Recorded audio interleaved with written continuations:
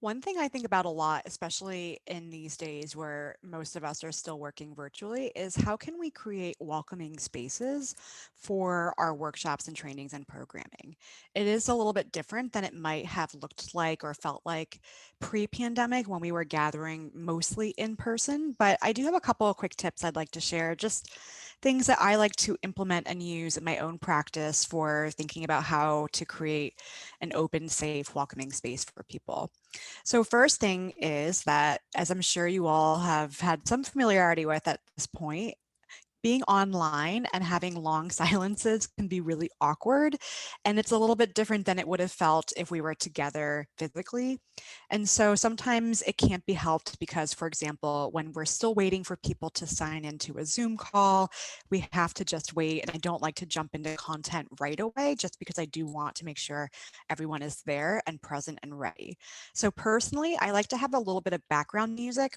I use my Spotify playlists, and the one that I'm currently really liking is a meditation playlist. And it's basically just a lot of calming, soothing, soft music that I will put softly behind myself when I'm talking and on audio when I'm waiting for people to join in. And this is something I also will have playing when, for example, if we had people in breakout rooms and we're having them all join back in together, sometimes people will hop back into the main room right away.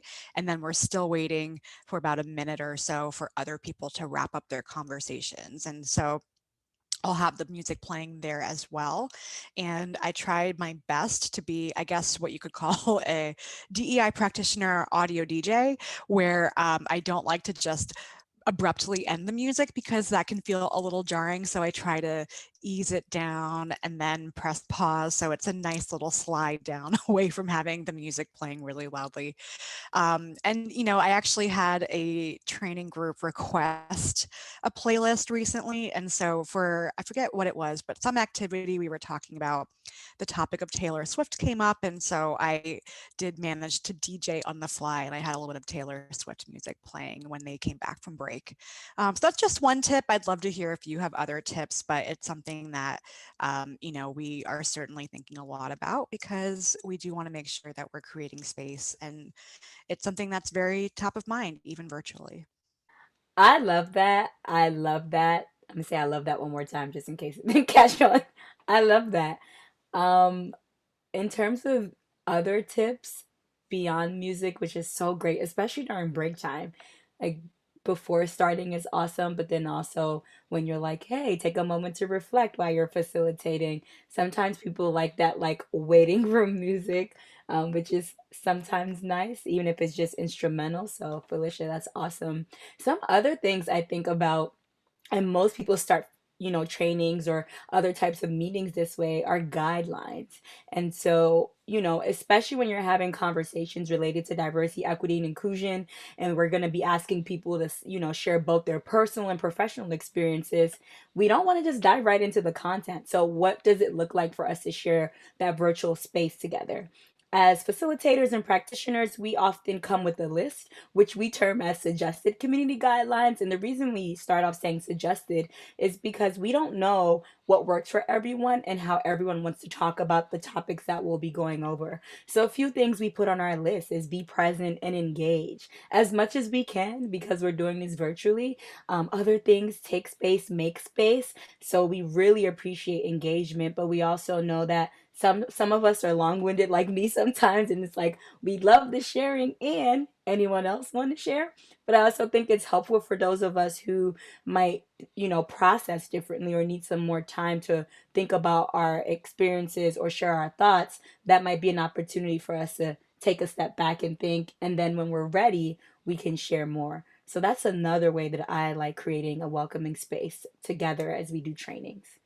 Anything on your end, Jacquis? I echo what both of y'all said. I'm a sucker for music during and before a playlist. One of my steadfast loves is Luther Vandross, Never Too Much. I think it is a generational bop, right? That everyone can really enjoy. And I also echo guidelines. I often think,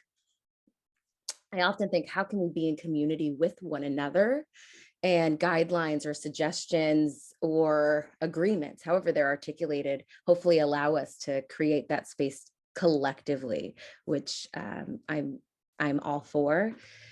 This is undoubtedly the higher ed person in me, y'all, or the like forever orientation leader.